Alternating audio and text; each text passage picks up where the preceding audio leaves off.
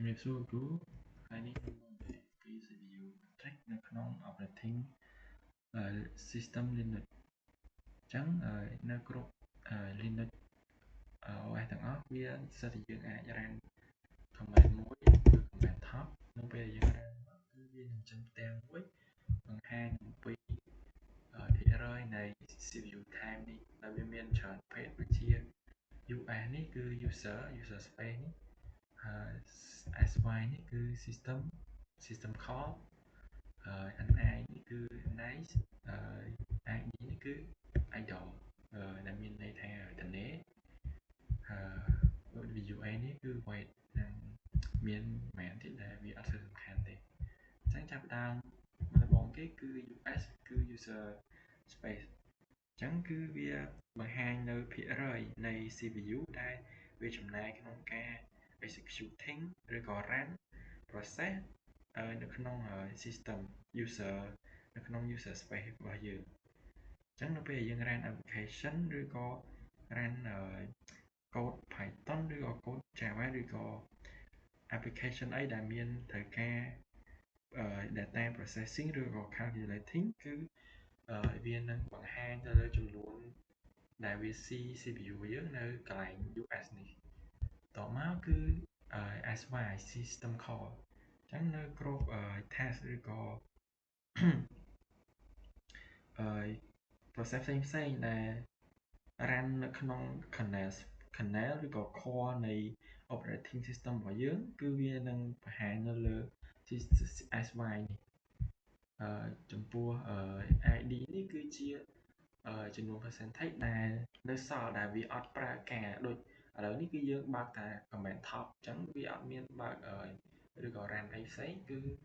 ឃើញថា ID នេះ idle នេះវានៅតនេ90 96 97គឺវាសនេសិនតែទាំងអស់ហើយបន្ទាប់មកឥឡូវយើងធ្វើការ demo ខ្ញុំនឹង run command ចំនួនគឺ run ដែលខ្ញុំធ្វើសម្រាប់តេស្ត user space និង system call អញ្ចឹងក្នុងខាងពីហ្នឹងគឺខ្ញុំសរសេរ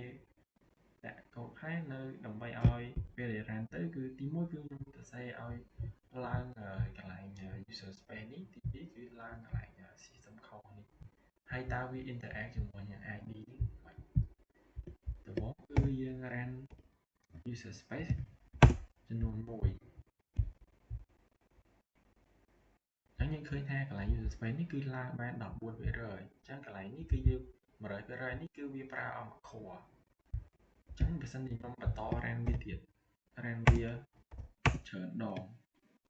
អញ្ចឹងវាបានន័យថាយើង run ច្រើន task អញ្ចឹងអានេះវា user space នេះវាស៊ីតាមហ្នឹងឥឡូវវាឡើងដល់ 94 ហើយអញ្ចឹងអា ID នេះនៅពេលដែលវាឡើងដល់ 94 គឺវាឡើងមានអីតនេហើយវាមានត្រឹម0ហើយព្រោះវាប្រើកម្លាំងអស់ core វាហើយតមកឥឡូវយើងធ្វើការបិទកណ្ដឹងសិនយើងទៅ run ជាមួយនឹង system call ម្ដងយើង run ជាមួយម្ដងអញ្ចឹងsystem call យើងគឺឡើងតាមនេះដែរពេលយើង run system call យើងឃើញថា user space នេះឡើងដែរតាមតាមពិតទៅវាមិនមែនវាប្រើ user space ផងនិង system call ផងទេដោយសារពេលយើង run system call ទៅក្នុង kernel ទៅវា interact គ្នាជាមួយនឹងuser space នេះដែរអញ្ចឹងបានពេលដែលយើងឃើញអានេះប្រមាណយើងឃើញថាអានេះវា load ឡើងតាមនឹងដែរប៉ុន្តែជាក់ស្ដែងទៅគឺវាគ្រាន់តែវានិយាយគ្នាទេក៏វា